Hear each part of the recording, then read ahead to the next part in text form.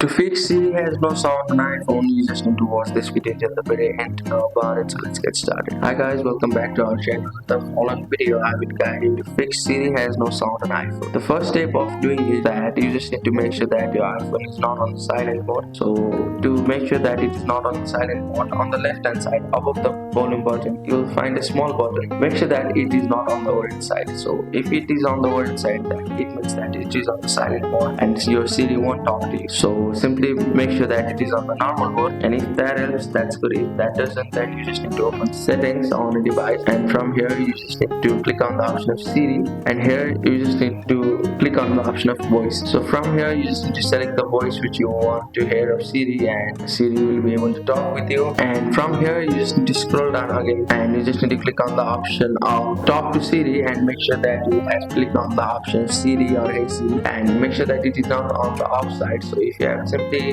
kept the option of talk to Siri off, then she won't be responding to your commands. So make sure that you have enabled it. By doing all of it, you'll be able to fix the Siri has no sound issue on an iPhone. So that's it. Thank you for watching the video. Please don't forget to like the video and subscribe to our channel. Thank you.